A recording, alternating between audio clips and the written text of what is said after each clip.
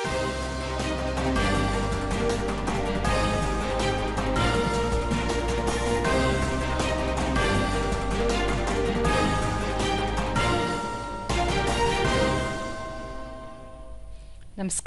ಮುಖ್ಯಾಂಶಗಳು. ದೇಶದಲ್ಲಿ ಸಂಶೋಧನೆ ತಂತ್ರಜ್ಞಾನಕ್ಕೆ ಹೆಚ್ಚಿನ ಆದ್ಯತೆ, ನಾವೀನ್ಯತೆ ಆಧಾರಿತ ರಾಷ್ಟ್ರವಾಗಿಸಲು ದೃಢ ಸಂಕಲ್ಪ ಪ್ರಧಾನಿ ನರೇಂದ್ರ ಮೋದಿ. ವಿದ್ಯಾರ್ಥಿಗಳು ಶಿಸ್ತು ಸಂಯಮ ರೂಢಿಸಿಕೊಳ್ಳುವುದು ಅವಶ್ಯ, ಮಾದಕ ವಸ್ತು ವಿರುದ್ಧ ಹೋರಾಡಲು ಉಪರಾಷ್ಟ್ರಪತಿ ಸಿಪಿ ರಾಧಾಕೃಷ್ಣನ್ ಕರೆ. ಅಸಮಾನತೆ ನಿವಾರಣೆಗೆ ಒತ್ತು, ಎಲ್ಲರಿಗೂ ಸಮಾನ ಅವಕಾಶ ಸೃಷ್ಟಿಸಲು ಕ್ರಮ ಮುಖ್ಯಮಂತ್ರಿ ಸಿದ್ದರಾಮಯ್ಯ.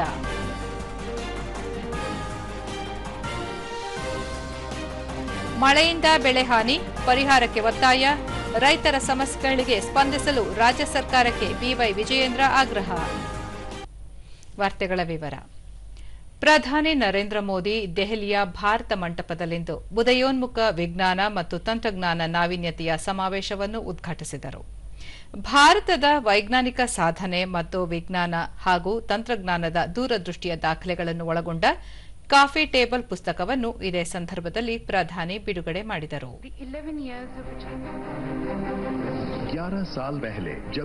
ಈ ಸಂದರ್ಭದಲ್ಲಿ ಕೇಂದ್ರ ವಿಜ್ಞಾನ ಮತ್ತು ತಂತ್ರಜ್ಞಾನ ಖಾತೆ ರಾಜ್ಯ ಸಚಿವ ಡಾ ಜಿತೇಂದ್ರ ಸಿಂಗ್, ಪ್ರಧಾನ ವೈಜ್ಞಾನಿಕ ಸಲಹೆಗಾರ ಪ್ರೊಫೆಸರ್ ಅಜಯ್ ಕುಮಾರ್ ಸೂದ್, ನೊಬೆಲ್ ಪ್ರಶಸ್ತಿ ವಿಜೇತ ಸರ್ ಆಂಡ್ರೆ ಗೀಮ್ ಸೇರಿದಂತೆ ಹಲವು ಗಣ್ಯರು ಉಪಸ್ಥಿತರಿದ್ದರು.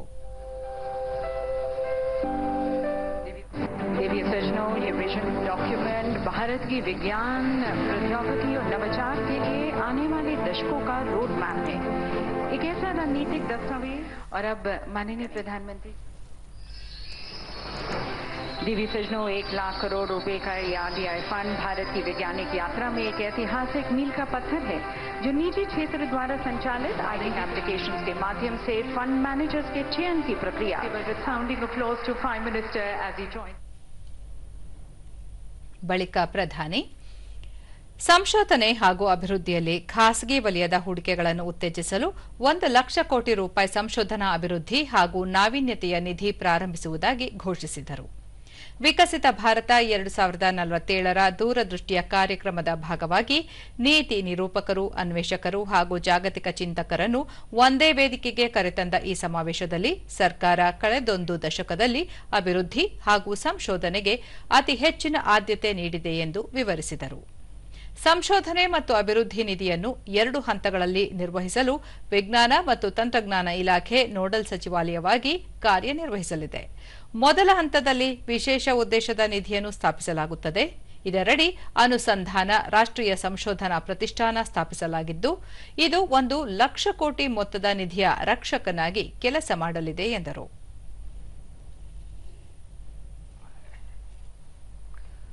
कई मंत्रालय, प्राइवेट सेक्टर, स्टार्टअप्स और स्टूडेंट्स इस प्रयास में एक साथ है. ये हमारे लिए सम्मान की बात है कि आज हमारे बीच एक नोबेल लॉरिएट भी मौजूद है. मैं आप सभी का बहुत बहुत अभिनंदन करता हूं. आपको इस कॉन्क्लेव के लिए अनेक अनेक शुभकामनाएं भी देता हूं.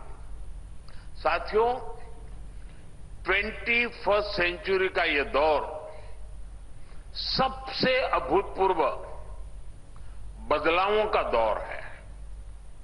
आज ग्लोबल ऑर्डर में ಭಾರತವನ್ನು ನಾವೀನ್ಯತೆ ಆಧಾರಿತ ರಾಷ್ಟ್ರವನ್ನಾಗಿಸಲು ಕಳೆದ ಕೆಲವು ವರ್ಷಗಳಿಂದ ಕೈಗೊಂಡ ಸುಧಾರಣೆಗಳ ಪರಿಣಾಮ ಈಗ ಗೋಚರಿಸುತ್ತಿದೆ. ಭಾರತ ಇನ್ನು ಮುಂದೆ ತಂತ್ರಜ್ಞಾನದ ಗ್ರಾಹಕ ರಾಷ್ಟ್ರವಲ್ಲ, ಬದಲಾಗಿ ತಂತ್ರಜ್ಞಾನ ಆಧಾರಿತ ಪರಿವರ್ತನೆಯ ಪ್ರವರ್ತಕ ದೇಶವಾಗಲಿದೆ ಎಂದು ಪ್ರಧಾನಿ ವಿಶ್ವಾಸ ವ್ಯಕ್ತಪಡಿಸಿದರು. ಕಳೆದ ದಶಕದಲ್ಲಿ ಭಾರತ ಸಂಶೋಧನೆ ಮತ್ತು ಅಭಿವೃದ್ಧಿ ವೆಚ್ಚವನ್ನು ದ್ವಿಗುಣಗೊಳಿಸಿದೆ. ಆದರೆ ನೋಂದಾಯಿತ ಪೇಟೆಂಟ್ಗಳ ಸಂಖ್ಯೆ 17 ಪಟ್ಟು ಹೆಚ್ಚಾಗಿದೆ ಎಂದು ಹೇಳಿದರು. ಭಾರತ ಈಗ ವಿಶ್ವದ 3ನೇ ಅತಿದೊಡ್ಡ ನವೋದ್ಯಮ ಪರಿಸರ ವ್ಯವಸ್ಥೆಯನ್ನು ಹೊಂದಿದೆ. ಶುದ್ಧ ಇಂಧನ, ಸುಧಾರಿತ ವಸ್ತುಗಳು ಹಾಗೂ ಇತರ ಪ್ರಮುಖ ತಂತ್ರಜ್ಞಾನಗಳ ಕ್ಷೇತ್ರದಲ್ಲಿ ಕಾರ್ಯನಿರ್ವಹಿಸುತ್ತಿರುವ 6,000ಕ್ಕೂ ಹೆಚ್ಚು ಡೀಪ್ ಟೆಕ್ ನವೋದ್ಯಮಗಳನ್ನು ಭಾರತ ಹೊಂದಿದೆ. ಸೆಮಿಕಂಡಕ್ಟರ್ ವಲಯ ಉತ್ತುಂಗದಲ್ಲಿದೆ ಎಂದು ಪ್ರಧಾನಿ ವಿವರಿಸಿದರು. रिसर्च और फोकस करते हुए हमने उसमें जय विज्ञान और जय अनुसंधान भी जोड़ा है. हमने अनुसंधान नेशनल रिसर्च फाउंडेशन बनाया है ताकि हमारी यूनिवर्सिटीज में रिसर्च और इनोवेशन को स्केल अप किया जा सके.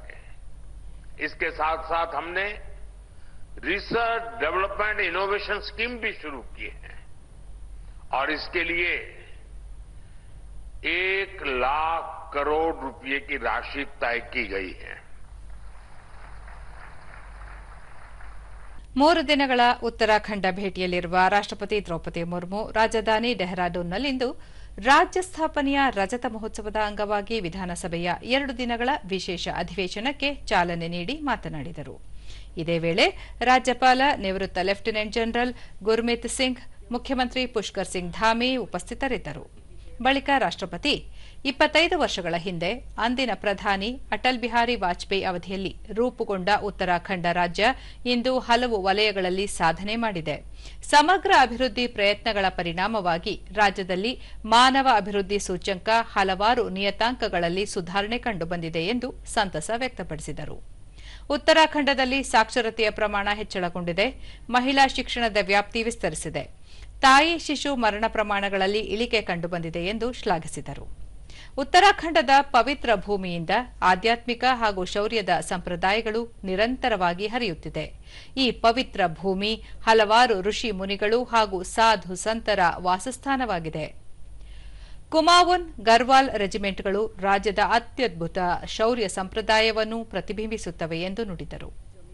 ಭಾರತೀಯ ಸೇನೆಯಲ್ಲಿ ಸೇವೆ ಸಲ್ಲಿಸಲು, ಮಾತೃಭೂಮಿ ರಕ್ಷಿಸಲು ರಾಜ್ಯದ ಯುವಕರು ಹೆಚ್ಚಿನ ಉತ್ಸಾಹ ತೋರುತ್ತಿದ್ದಾರೆ. ದೇಶದ ಪ್ರಜಾಪ್ರಭುತ್ವ ಸಂಪ್ರದಾಯವನ್ನು ಬಲಪಡಿಸಲು ಅನೇಕ ಜನಪ್ರತಿನಿಧಿಗಳು ಗಮನಾರ್ಹ ಕೊಡುಗೆಗಳನ್ನು ನೀಡಿದ್ದಾರೆ ಎಂದು ತಿಳಿಸಿದರು. करीब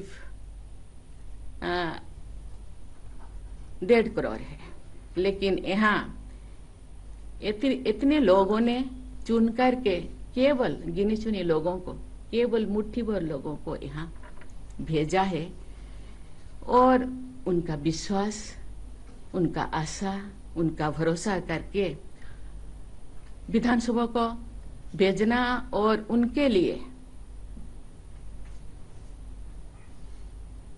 सुशासन बनाने के लिए जो उनका आशा और भरोसा, ये बहुत ही सौभाग्य की बात है कि इतने लोगों को मौका मिला है उनके अच्छाई, उनके सुशासन को के विधायक बनाना, विधान बनाना और राज्य को आगे बढ़ाने के लिए ये बहुत बड़ी बात है, बहुत सौभाग्य की बात है. ಮಾದಕ ವಸ್ತುಗಳ ವಿರುದ್ಧದ ಹೋರಾಟದಲ್ಲಿ ವಿದ್ಯಾರ್ಥಿ ಸಮೂಹ ಒಗ್ಗೂಡಬೇಕು ಎಂದು ಉಪರಾಷ್ಟ್ರಪತಿ ಸಿಪಿ ರಾಧಾಕೃಷ್ಣನ್ ಕರೆ ನೀಡಿದ್ದಾರೆ.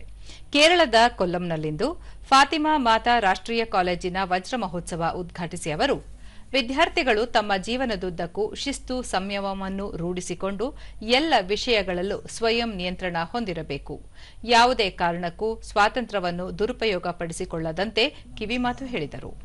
2047ರ ವೇಳೆಗೆ ವಿಕಸಿತ ಭಾರತ ನಿರ್ಮಿಸಲು ಪ್ರಧಾನಿ ನರೇಂದ್ರ ಮೋದಿ ಅವರು ಸಂಕಲ್ಪ ತೊಟ್ಟಿದ್ದು, ಅವರ ಆಶಯದಂತೆ ಪೂರಕವಾಗಿ ಸ್ಪಂದಿಸುವುದು ಅವಶ್ಯವಾಗಿದೆ.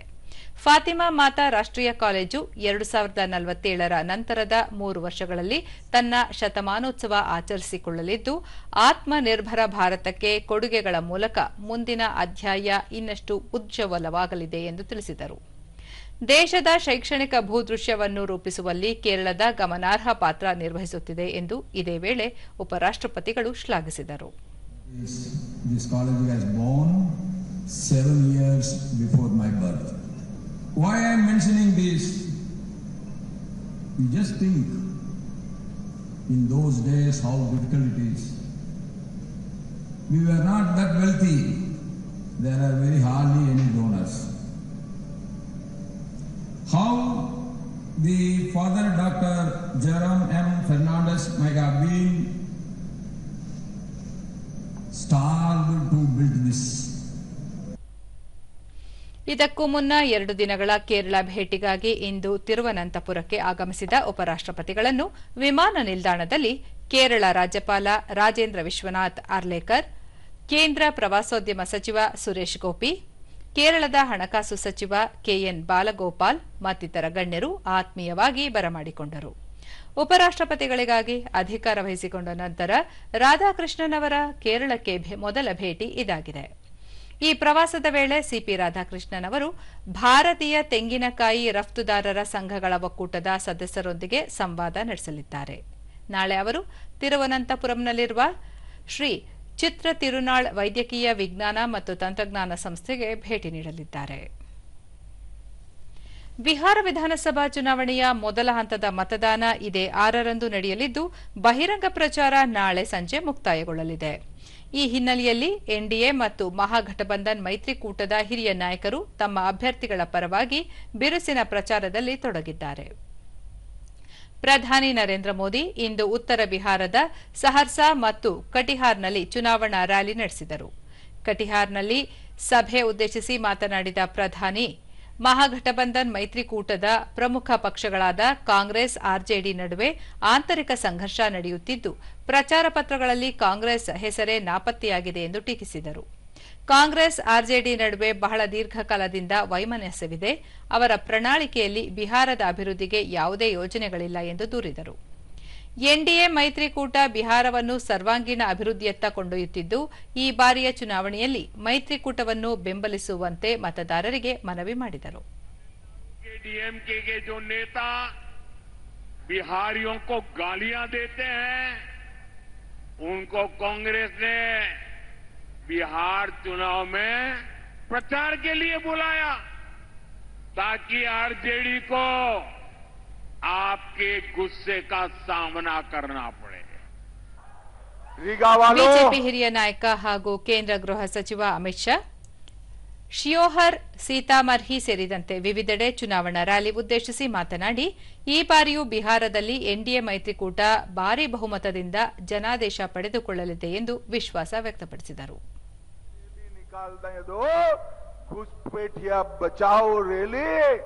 राहुल बाबा, हम देश से एक एक घुसपैठिए को चुन चुन कर निकालेंगे, चुन चुन कर निकालेंगे. ಉತ್ತರ ಪ್ರದೇಶ ಮುಖ್ಯಮಂತ್ರಿ ಯೋಗಿ ಆದಿತ್ಯನಾಥ್ ಕೂಡ ದರ್ಭಾಂಗ, ಮುಜಫರ್ಪುರ, ಸರನ್ ಮತ್ತು ಪಾಟ್ನಾದಲ್ಲಿ 4 ರ್ಯಾಲಿಗಳಲ್ಲಿ ಪಾಲ್ಗೊಂಡಿದ್ದರು. ಕಾಂಗ್ರೆಸ್ ಅಧ್ಯಕ್ಷ ಮಲ್ಲಿಕಾರ್ಜುನ ಖರ್ಗೆ ವೈಶಾಲಿ ಜಿಲ್ಲೆಯಲ್ಲಿ ಚುನಾವಣಾ ಸಭೆ ಉದ್ದೇಶಿಸಿ ಮಾತನಾಡಿದರು.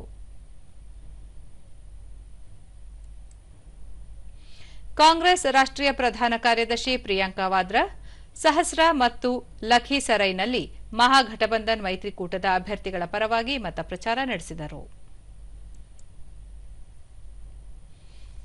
ಮೈಸೂರಿನ ಜಿಲ್ಲಾಧಿಕಾರಿಗಳ ಆವರಣದಲ್ಲಿ ನೂತನವಾಗಿ ಸ್ಥಾಪಿಸಿರುವ ಮಾಜಿ ಮುಖ್ಯಮಂತ್ರಿ ಹಾಗೂ ಹಿಂದುಳಿದ ವರ್ಗಗಳ ನಾಯಕ ಡಿ ದೇವರಾಜ ಅರಸ್ ಅವರ ಪ್ರತಿಮೆಯನ್ನು ಮುಖ್ಯಮಂತ್ರಿ ಸಿದ್ದರಾಮಯ್ಯ ಇಂದು ಅನಾವರಣ ಮಾಡಿದರು. ಈ ವೇಳೆ ಜಿಲ್ಲಾ ಉಸ್ತುವಾರಿ ಸಚಿವ ಡಾ ಎಚ್.ಸಿ. ಮಹದೇವಪ್ಪ, ಶಾಸಕರಾದ ತನ್ವೀರ್ ಸೇಠ್, ಸಿ ಪುಟ್ಟರಂಗಶೆಟ್ಟಿ, ವಿಧಾನ ಪರಿಷತ್ ಸದಸ್ಯರಾದ ಡಾ D Thimmaiah, H Vishwanath, CN Manjegowda, Yathindra, Siddaramaiah, K Shivakumar, Devaraj Urs ಅವರ ಪುತ್ರಿ ಭಾರತಿ ಅರಸ್, ಜಿಲ್ಲಾಧಿಕಾರಿ ಲಕ್ಷ್ಮೀಕಾಂತ ರೆಡ್ಡಿ ಸೇರಿದಂತೆ ಮತ್ತಿತರರು ಉಪಸ್ಥಿತರಿದ್ದರು.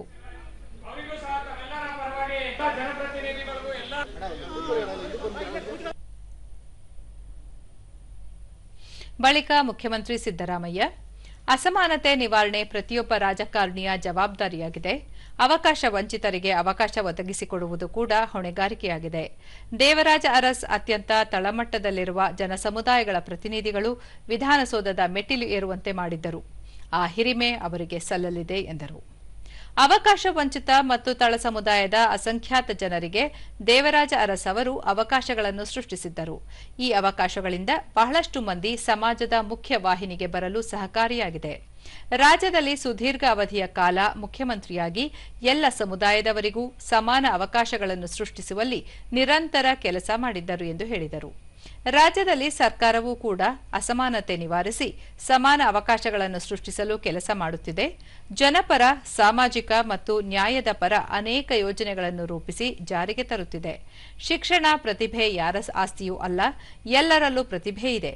ಅದಕ್ಕೆ ಸಂವಿಧಾನ ಶಿಲ್ಪಿ ಡಾ ಬಿಆರ್ ಅಂಬೇಡ್ಕರ್, ಮಹರ್ಷಿ ವಾಲ್ಮೀಕಿ, ವ್ಯಾಸರು ಅತ್ಯುತ್ತಮ ಉದಾಹರಣೆ ಎಂದು ತಿಳಿಸಿದರು. ರಾಜ್ಯಕ್ಕೆ ಕರ್ನಾಟಕ ಎಂದು ನಾಮಕರಣ ಮಾಡಿದ್ದು ಮಾಜಿ ಮುಖ್ಯಮಂತ್ರಿ ದೇವರಾಜ ಅರಸ್ ಅವರ ಕಾಲದಲ್ಲಿ. ಇದರ ಸುವರ್ಣ ಮಹೋತ್ಸವ ಕಾರ್ಯಕ್ರಮವನ್ನು ನಡೆಸಿದ್ದು ನಮ್ಮ ಸರ್ಕಾರ ಎಂದು ಅವರು ಮಾಹಿತಿ ನೀಡಿದರು. ನಾವು ಸಮಾಜ ನಿರ್ಮಾಣ ಮಾಡಲಿಕ್ಕೆ ಕಷ್ಟ ಆಗ್ತದೆ. ಸಮಾಜ ನಿರ್ಮಾಣ ಆಗ್ಬೇಕಾದ್ರೆ ಎಲ್ಲರೂ ಮುಖ್ಯವಾಗಿ ಬರಬೇಕು. ಸಮಾಜದಲ್ಲಿರ್ತಕ್ಕಂಥ ಎಲ್ಲ ಜನರು ಕೂಡ ಮುಖ್ಯವಾಗಿ ಬರಬೇಕು. ಅದರಲ್ಲೂ ರಾಜಕೀಯದಿಂದ ವಂಚಿತರಾಗಿರ್ತಕ್ಕಂಥ ಜನ, ಆರ್ಥಿಕವಾಗಿ ವಂಚಿತರಾಗಿರ್ತಕ್ಕಂಥ ಜನ, ಸಾಮಾಜಿಕವಾಗಿ ವಂಚಿತರಾಗಿರ್ತಕ್ಕಂಥ ಜನ, ಆ ಜನರಿಗೆ ಅವಕಾಶಗಳನ್ನು ಕಲ್ಪಿಸಿಕೊಡ್ತಕ್ಕಂಥದ್ದು ಇದೆಯಲ್ಲ, ಅದು ಬಹಳ ಮುಖ್ಯ.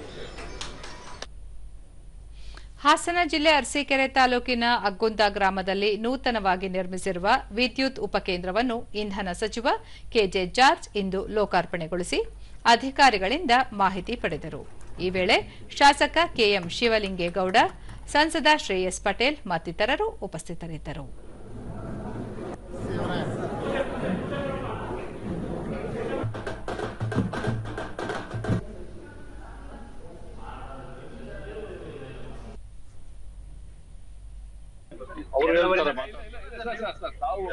ಬಳಿಕ ಕೆಜೆ ಜಾರ್ಜ್, ರಾಜ್ಯದಲ್ಲಿ ವಿದ್ಯುತ್ ಕೊರತೆ ಎದುರಾಗದಂತೆ ಅಗತ್ಯ ಕ್ರಮ ಕೈಗೊಳ್ಳಲಾಗಿದೆ. ಕೆಪಿಸಿಟಿಎಲ್ ವತಿಯಿಂದ ಅರಸೀಕೆರೆ ಸೇರಿದಂತೆ ರಾಜ್ಯಾದ್ಯಂತ 100 ಹೊಸ ಉಪಕೇಂದ್ರಗಳನ್ನು ನಿರ್ಮಿಸಲಾಗುತ್ತಿದೆ.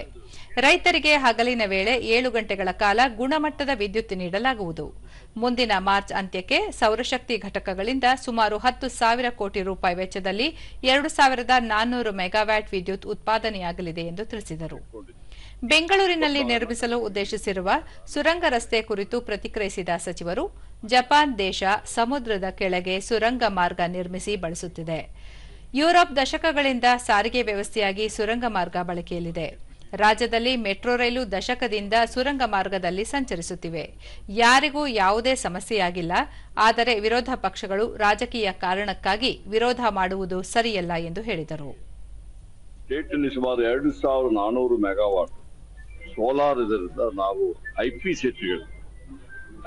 ಸೆಟ್ಗಳು ಸಬ್ಸ್ಟೇಷನ್ ಏನಿದೆ ಅಲ್ಲಿ ಸೋಲಾರ್ನ ಉತ್ಪಾದನೆ ಮಾಡಿ ಅಲ್ಲಿ ಕೊಟ್ಟು ರೈತರಿಗೆ ನೇರವಾಗಿ ಐಪಿ ಸೆಟ್ಗಳಿಗೆ ಒಳ್ಳೆ ಕರೆಂಟು ಸುಮಾರು 7 ಗಂಟೆ ಹಗಲು ಹೊತ್ತು ಕೊಡುವಂತ ಕೆಲಸವನ್ನ ಇಡೀ ರಾಜ್ಯದಲ್ಲಿ ಮಾಡ್ತಾ ಇದೆ. ರಾಜ್ಯದ ವಿವಿಧ ಭಾಗಗಳಲ್ಲಿ ಮಳೆಯಿಂದ ಆಗಿರುವ ಬೆಳೆ ಹಾನಿಗೆ ಪರಿಹಾರ ನೀಡುವ ಮೂಲಕ ರೈತರ ಸಂಕಷ್ಟಗಳಿಗೆ ರಾಜ್ಯ ಸರ್ಕಾರ ಶೀಘ್ರ ಸ್ಪಂದಿಸಬೇಕು ಎಂದು ಬಿಜೆಪಿ ರಾಜ್ಯಾಧ್ಯಕ್ಷ ಬಿವೈ ವಿಜಯೇಂದ್ರ ಬೆಂಗಳೂರಿನಲ್ಲಿಂದು ಹೇಳಿದ್ದಾರೆ. ರಾಜ್ಯದಲ್ಲಿ ಅನೇಕ ಜ್ವಲಂತ ಸಮಸ್ಯೆಗಳಿವೆ. ಇವುಗಳ ಕಡೆಗೆ ರಾಜ್ಯ ಸರ್ಕಾರ ಗಮನ ಹರಿಸುತ್ತಿಲ್ಲ. ಕಲ್ಯಾಣ ಕರ್ನಾಟಕ, ಕಿತ್ತೂರು ಕರ್ನಾಟಕದಲ್ಲಿ ಅತಿವೃಷ್ಟಿಯಿಂದ ರೈತರು ಸಂಕಷ್ಟದಲ್ಲಿದ್ದಾರೆ. ಅವರಿಗೆ ಇದುವರೆಗೂ ಪರಿಹಾರ ನೀಡಿಲ್ಲ. ಜಿಲ್ಲಾ ಉಸ್ತುವಾರಿ ಸಚಿವರು ಕೂಡ ರೈತರ ಸಮಸ್ಯೆಗೆ ಸ್ಪಂದಿಸುವಲ್ಲಿ ವಿಫಲರಾಗಿದ್ದಾರೆ. ಅಧಿಕಾರಿಗಳು ಈ ಬಗ್ಗೆ ಗಮನ ಹರಿಸುತ್ತಿಲ್ಲ ಎಂದು ಹೇಳಿದರು. ಮಳೆಯಿಂದ ಬೆಳೆ ಹಾನಿಗೊಳಗಾದ ರೈತರಿಗೆ ಶೀಘ್ರವೇ ಪರಿಹಾರ ಬಿಡುಗಡೆ ಮಾಡಬೇಕು. ಕೇಂದ್ರ ಸರ್ಕಾರ ಎನ್ಡಿಆರ್ಎಫ್ ಅಡಿ ಬಿಡುಗಡೆ ಮಾಡಿರುವ ಅನುದಾನವನ್ನು ರಾಜ್ಯ ಸರ್ಕಾರವು ರೈತರಿಗೆ ನೀಡಿಲ್ಲ. ಬೆಳಗಾವಿ, ಬಾಗಲಕೋಟೆ, ವಿಜಯಪುರ, ಉತ್ತರ ಕನ್ನಡದಲ್ಲೂ ಕಬ್ಬು ಬೆಳೆಗಾರರು ಕಳೆದ ಕೆಲವು ದಿನಗಳಿಂದ ಪ್ರತಿಭಟನೆ ನಡೆಸುತ್ತಿದ್ದಾರೆ. ಅವರ ಬೇಡಿಕೆ ಈಡೇರಿಸುವ ಕಡೆ ರಾಜ್ಯ ಸರ್ಕಾರ ಗಮನ ಹರಿಸಿಲ್ಲ. ಬೆಳಗಾವಿಯಲ್ಲಿ ಕಬ್ಬು ಬೆಳೆಗಾರರು ಪ್ರತಿಭಟನೆ ನಡೆಸುತ್ತಿದ್ದು, ನಾಳೆ ಅಲ್ಲಿಗೆ ಭೇಟಿ ನೀಡಿ ಬೆಳೆಗಾರರಿಗೆ ಬೆಂಬಲ ನೀಡಲಾಗುವುದು ಎಂದು ಹೇಳಿದರು. ರಾಜ್ಯದಲ್ಲಿ ಕಾಂಗ್ರೆಸ್ ಸರ್ಕಾರ ಅಧಿಕಾರಕ್ಕೆ ಬಂದು 2.5 ವರ್ಷ ಕಳೆದಿದೆ. ರೈತರ ಸಮಸ್ಯೆಗೆ ಸ್ಪಂದಿಸುತ್ತಿಲ್ಲ. ಅಭಿವೃದ್ಧಿ ಕೆಲಸ ಕಾರ್ಯಗಳು ನಡೆಯುತ್ತಿಲ್ಲ. ಬದಲಾಗಿ ಮುಖ್ಯಮಂತ್ರಿ ಬದಲಾವಣೆಯ ವಿಷಯದಲ್ಲೇ ತಲ್ಲೀನರಾಗಿದ್ದಾರೆ ಎಂದು ಹೇಳಿದರು. In Karnataka, there is absolutely no development. Farmers' issues have not been addressed, and day by day, the fighting for the CM kursi is only increasing.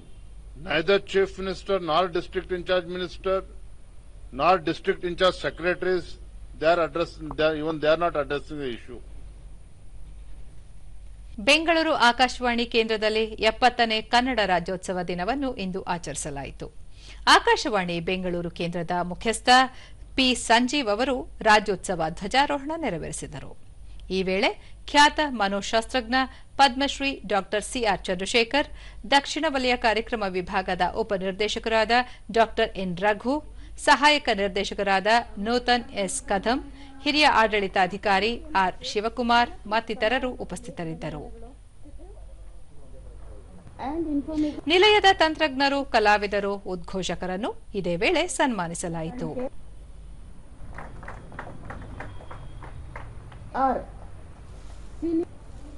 Raghunathan ಅವರು ನೆನಪಿನ ಕಾಣಿಕೆಯನ್ನು ತಗೊಳ್ಳಕ್ಕೆ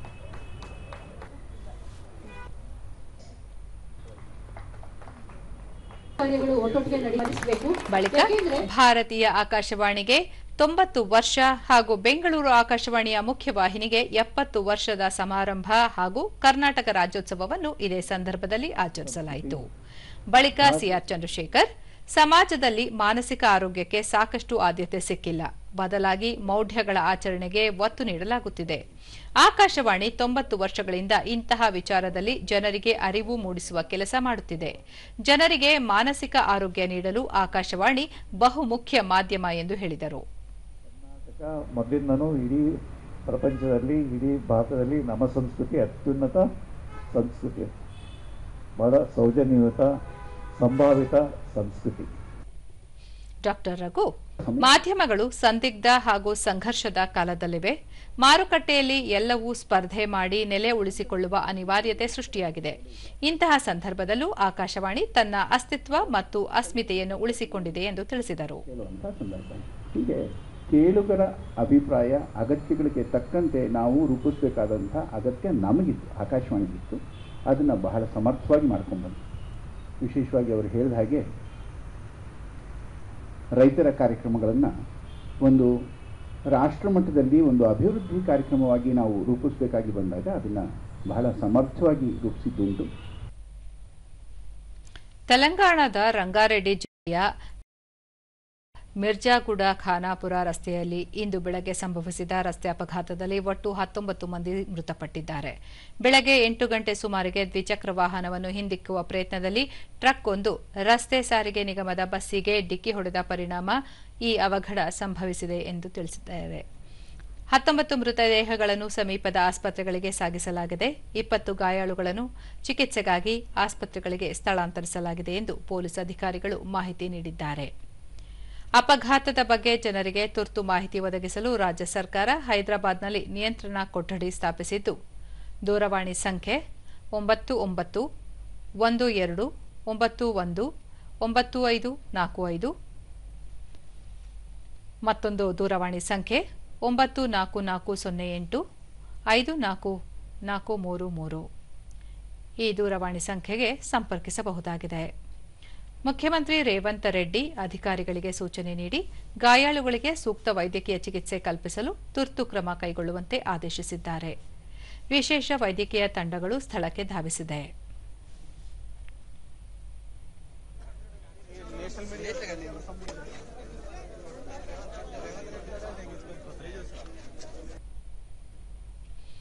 ತೆಲಂಗಾಣದ ರಸ್ತೆ ಅಪಘಾತ ಘಟನೆಯಲ್ಲಿ ಉಂಟಾಗಿರುವ ಸಾವು ನೋವುಗಳ ಬಗ್ಗೆ ರಾಷ್ಟ್ರಪತಿ ದ್ರೌಪದಿ ಮುರ್ಮು, ಉಪರಾಷ್ಟ್ರಪತಿ ಸಿಪಿ ರಾಧಾಕೃಷ್ಣನ್, ಪ್ರಧಾನಿ ನರೇಂದ್ರ ಮೋದಿ ತೀವ್ರ ದುಃಖ ವ್ಯಕ್ತಪಡಿಸಿದ್ದು, ಗಾಯಗೊಂಡವರು ತ್ವರಿತವಾಗಿ ಚೇತರಿಸಿಕೊಳ್ಳಲಿ ಎಂದು ಸಾಮಾಜಿಕ ಮಾಧ್ಯಮದಲ್ಲಿ ತಿಳಿಸಿದ್ದಾರೆ. ಪ್ರಧಾನಿ ನರೇಂದ್ರ ಮೋದಿ ಅಪಘಾತದಲ್ಲಿ ಮೃತಪಟ್ಟವರಿಗೆ 2 ಲಕ್ಷ ರೂಪಾಯಿ, ಗಾಯಗೊಂಡವರಿಗೆ 50,000 ರೂಪಾಯಿ ಪರಿಹಾರವನ್ನು ಪ್ರಧಾನಮಂತ್ರಿಗಳ ರಾಷ್ಟ್ರೀಯ ಪರಿಹಾರ ನಿಧಿಯಿಂದ ಘೋಷಿಸಿದ್ದಾರೆ.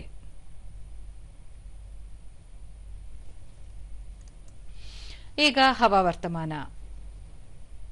ರಾಜ್ಯದಲ್ಲಿ ನೈಋತ್ಯ ಮುಂಗಾರು ದುರ್ಬಲ, ಉತ್ತರ ಒಳನಾಡಿನ ಒಂದೆರಡು ಕಡೆ ಮಳೆಯಾಗಿದೆ. ಕರಾವಳಿ ಮತ್ತು ದಕ್ಷಿಣ ಒಳನಾಡಿನಲ್ಲಿ ಒಣಹವೆ ಮುಂದುವರಿಕೆ. ಕಲಬುರಗಿ ಜಿಲ್ಲೆಯ ಕಮಲಾಪುರದಲ್ಲಿ 4 ಸೆಂಟಿಮೀಟರ್ ಮಳೆಯಾಗಿದೆ. ಬೆಳಗಾವಿ ವಿಮಾನ ನಿಲ್ದಾಣದಲ್ಲಿ ಕನಿಷ್ಠ 17 ಡಿಗ್ರಿ ಸೆಲ್ಸಿಯಸ್ ತಾಪಮಾನ ದಾಖಲಾಗಿದೆ. ಮುನ್ಸೂಚನೆಯಂತೆ ಮುಂದಿನ 7 ದಿನಗಳ ಕಾಲ ರಾಜ್ಯದ ಕೆಲವೆಡೆ ಒಣಹವೆ ಮುಂದುವರಿಯುವ ಸಾಧ್ಯತೆ. ಬೆಂಗಳೂರು ಸುತ್ತಮುತ್ತ ಸಾಮಾನ್ಯ ಮೋಡ ಕವಿದ ವಾತಾವರಣ, ಗರಿಷ್ಠ 21, ಕನಿಷ್ಠ 19 ಡಿಗ್ರಿ ಸೆಲ್ಸಿಯಸ್ ತಾಪಮಾನ ದಾಖಲು ಸಾಧ್ಯತೆ. ಕೊನೆಯಲ್ಲಿ ಮತ್ತೊಮ್ಮೆ ಮುಖ್ಯಾಂಶಗಳು.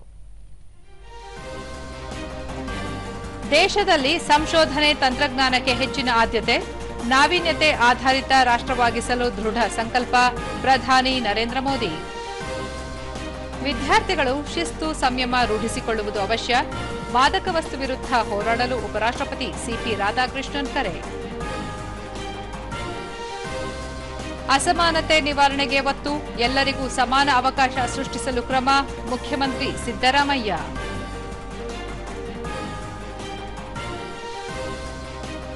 ಮಳೆಯಿಂದ ಬೆಳೆ ಹಾನಿ, ಪರಿಹಾರಕ್ಕೆ ಒತ್ತಾಯ, ರೈತರ ಸಮಸ್ಯೆಗಳಿಗೆ ಸ್ಪಂದಿಸಲು ರಾಜ್ಯ ಸರ್ಕಾರಕ್ಕೆ ಬಿವೈ ವಿಜಯೇಂದ್ರ ಆಗ್ರಹ. ನಮ್ಮ ವಾರ್ತಾ ಪ್ರಸಾರವನ್ನು ನೀವು ಡಿಡಿ ಚಂದನ ನ್ಯೂಸ್ ಯೂಟ್ಯೂಬ್ ಚಾನೆಲ್, ಎಕ್ಸ್ ಖಾತೆ, ಇನ್ಸ್ಟಾಗ್ರಾಂ, ಫೇಸ್ಬುಕ್ ಹಾಗೂ ವಾಟ್ಸ್ಆಪ್ ಮೂಲಕವೂ ವೀಕ್ಷಿಸಬಹುದು. ನಮ್ಮ ಮುಂದಿನ ವಾರ್ತಾ ಪ್ರಸಾರ ರಾತ್ರಿ 9 ಗಂಟೆಗೆ. ನಮಸ್ಕಾರ.